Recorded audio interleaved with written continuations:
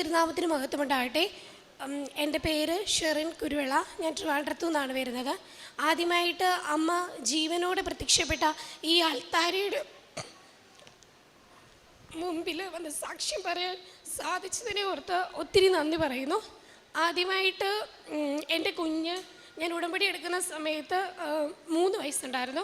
അപ്പോൾ കുഞ്ഞിന് 3 വയസ്സ് വരെ അവൻ സംസാരിക്കത്തില്ലായിരുന്നു. ജസ്റ്റ് അമ്മ പപ്പ എന്ന് മാത്രമേ പറയത്തുള്ളായിരുന്നു. മറ്റു കുഞ്ഞുങ്ങളെ പോലെ വേറെ വാക്കുകളോ ഒന്നും സംസാരിക്കത്തില്ല.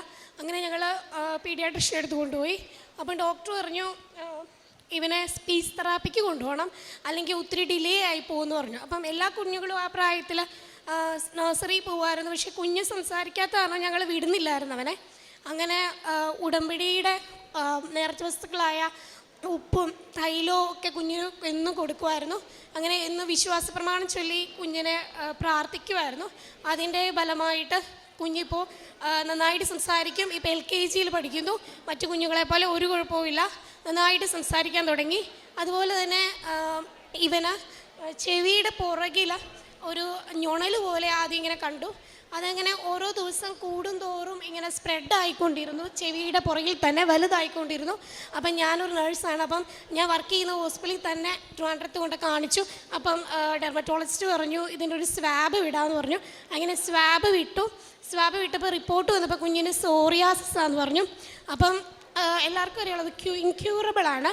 അപ്പം അതിന് സ്റ്റിറോയിഡും ലോഷനൊക്കെ അല്ലാതെ പ്രത്യേകിച്ച് മെഡിസിൻ ഒന്നുമില്ല.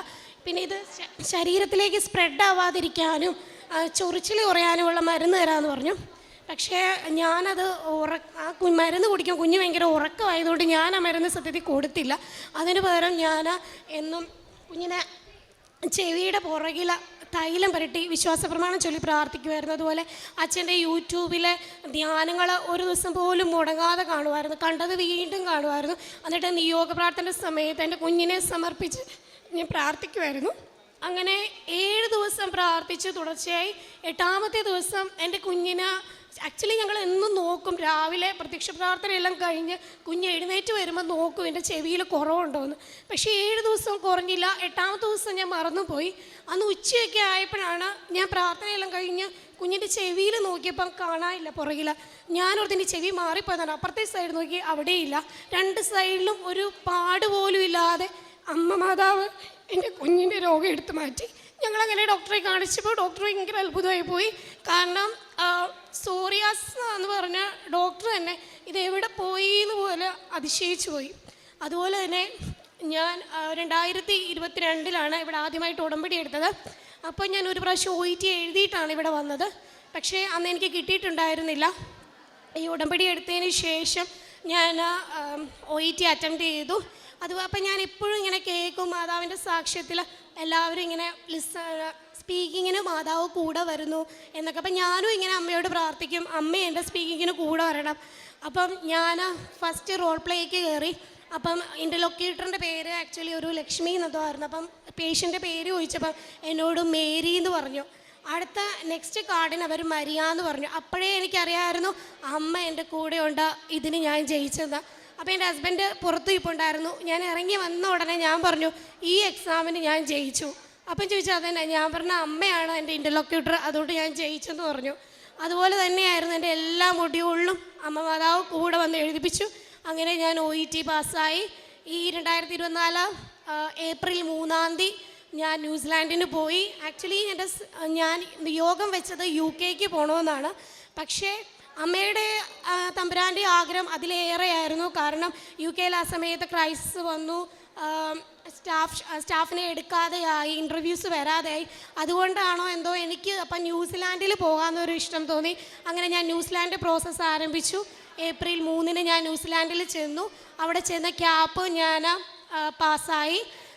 1 മാസത്തിനുള്ളിൽ എനിക്ക് ഓസ്ട്രേലിയയുടെ രജിസ്ട്രേഷനും കിട്ടി. ഈ സമയത്ത് ന്യൂസിലാൻഡിൽ ഇപ്പം നഴ്സസിന് ഭയങ്കര ക്രൈസിസാണ്. ജോലി കിട്ടാതെ എല്ലാവരും ഈ രജിസ്ട്രേഷൻ മേടിച്ചിട്ട് തിരിച്ചു വരുവാണ്.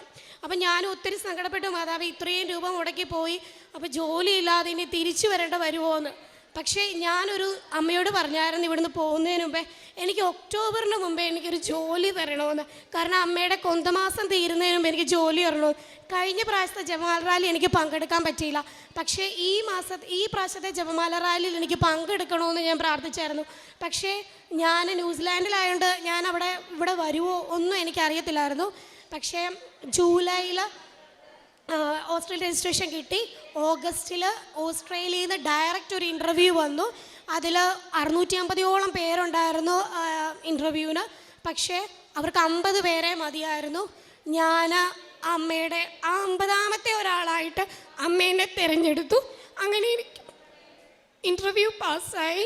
എനിക്ക് കഴിഞ്ഞ 23-ാം തീയതി ഞാനിപ്പം പറഞ്ഞു ജപമാല റാലിക്ക് പോകുന്നതിന് മുമ്പേ എനിക്ക് വിസ അപ്രൂവ് ആവണേന്ന്. അതുപോലെ തന്നെ 23-ാം തീയതി രാവിലെ വെളുപ്പിനെ 3 മണിക്ക് എനിക്ക് വിസ അപ്രൂവ് ആയി വന്നു. ഞാൻ നെക്സ്റ്റ് മന്ത് നവംബർ ആദ്യം ഓസ്ട്രേലിയയിലേക്ക് പോവുകയാണ്. അമ്മ തന്നെ എല്ലാ അനുഗ്രഹങ്ങൾക്കും ഒത്തിരി നന്ദിയുണ്ട്. അതുപോലെ തന്നെ വേറൊരെണ്ണം, ഞാൻ ഉടമ്പടിയിലായിരിക്കുമ്പം തന്നെ ഒരു ദിവസം മുള്ള് എൻ്റെ തൊണ്ടയിൽ പോയി. അങ്ങനെ ഞാൻ ഭയങ്കര വേദനയും വിഷമവുമായിരുന്നു. വീട്ടിൽ വെച്ച് കുറേ നോക്കിയിട്ടൊന്നും പോകുന്നില്ല.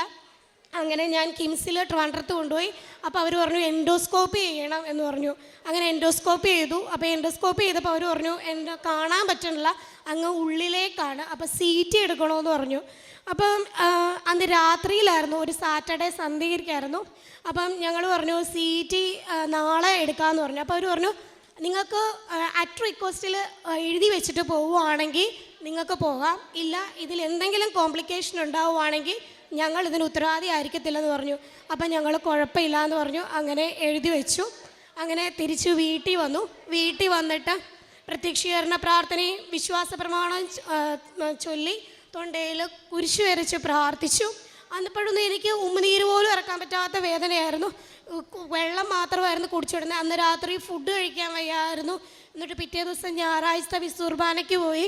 ഞാൻ ഹസ്ബൻഡിനോട് പറഞ്ഞു നമുക്ക് വിസ്തുർബാനയ്ക്ക് പോയിട്ട് ശേഷം നമുക്ക് കിംസിൽ പോയി CT എടുക്കാം. അപ്പോൾ അത് ശരിയെന്ന് പറഞ്ഞു. ഞങ്ങൾ വിസ്തുർബാനയ്ക്ക് പോയി. അങ്ങനെ കുർബാന സ്വീകരിക്കുന്നതിന് മുമ്പേ ഞാൻ തമ്പുരാനോട് പ്രാർത്ഥിച്ചു, തമ്പുരാനെ നീ തൊട്ടവരും നിന്നെ തൊട്ടവരും സൗഖ്യമായി. അപ്പം നിന്നെ ഉള്ളിലേക്ക് സ്വീകരിക്കുന്ന എനിക്ക് എന്തായാലും സൗഖ്യം കിട്ടും, എനിക്ക് ഇനി CTയുടെ ആവശ്യമൊന്നുമില്ല. അങ്ങനെ ഞാൻ വിസ്തുർബാന സ്വീകരിച്ചു, തിരിച്ചു വന്നു. പക്ഷേ ഞാൻ വെള്ളമൊക്കെ ഇറക്കി, പക്ഷേ ഞാൻ മറന്നുപോയി എനിക്ക് തൊണ്ടയ്ക്ക് വേദനയാണെന്നുള്ള കാര്യം. ഞാൻ വിസ്തുർബാന കഴിഞ്ഞു പുറത്തിറങ്ങി. അപ്പോൾ ചായ എന്തോ കുടിച്ചു. അപ്പോഴെന്നോട് ഹസ്ബൻഡ് ചോദിച്ചു നിനക്കിപ്പോൾ ചായയൊക്കെ കുടിക്കാമോ, വേദനയില്ലേ? അപ്പോഴാണ് ഞാൻ ആലോചിച്ചത് എൻ്റെ തമ്പുരാൻ എൻ്റെ തൊണ്ടയിൽ എല്ലാ വിഷമങ്ങളും എടുത്തു മാറ്റി. അത്രയധികം എനിക്ക് ഒത്തിരി അനുഗ്രഹങ്ങൾ തന്നിട്ടുണ്ട്. ഞാൻ എഴുതി വെച്ച എല്ലാ നിയോഗങ്ങളും എനിക്ക് സാധിച്ചിട്ടുണ്ട്. ഒരു നിയോഗം മാത്രമേ ഇനി സാധിക്കാനുള്ളൂ. അത് അമ്മയുടെ ഇഷ്ടത്തിന് ഞാൻ വിട്ടുകൊടുത്തിരിക്കുകയാണ്. എല്ലാത്തിനും തമ്പുരാനൊരു പദ്ധതിയുണ്ട്. അത് നാശത്തിനല്ല ക്ഷേമത്തിനുള്ള പദ്ധതിയാണ്. ഞാൻ കാരുണ്യപ്രവൃത്തി ചെയ്യുന്നത്, ഞാൻ പത്രം, ഓട്ടോ സ്റ്റാൻഡ്, അങ്ങനെ ഹിന്ദുക്കൾ എല്ലാവർക്കും കൊടുക്കുന്നത്. ക്രിസ്ത്യാനികൾക്ക് കുറച്ചേ കൊടുക്കുകയുള്ളൂ, കാരണം അവർക്ക് അറിയാമല്ലോ, അതുകൊണ്ട്. അപ്പോൾ ഈ കൊടുക്കുന്ന എല്ലാവർക്കും ഞാൻ ഫുഡും കൊടുക്കും. ഞാൻ മിക്കവാറും ഫുഡ് വീട്ടിൽ തന്നെ ഞാൻ ഉണ്ടാക്കും. തികയാത്തത് പുറത്തുനിന്ന് വാങ്ങിക്കും. അങ്ങനെ ഞാനും ഹസ്ബൻഡും പിള്ളേരും കൂടെ ചേർന്ന് കൊടുക്കും. പിന്നെ ഓർഫണേജിൽ ഫുഡ് കൊടുക്കും.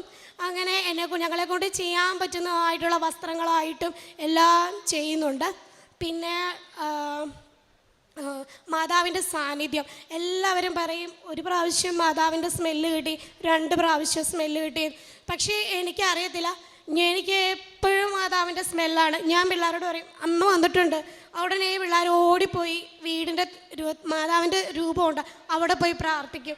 അത് എവിടെ പോയി, ഞാൻ ന്യൂസിലാൻഡിൽ പോയി ഞാൻ പ്രാർത്ഥിച്ചു, അമ്മേ ഞാൻ ന്യൂസിലാൻഡിൽ കാല് വെക്കുന്നത് അമ്മയുടെ കൈ പിടിച്ചിട്ടാണെന്ന്. അതുപോലെ തന്നെയായിരുന്നു, അമ്മേൻ്റെ കൂടെ വന്നു.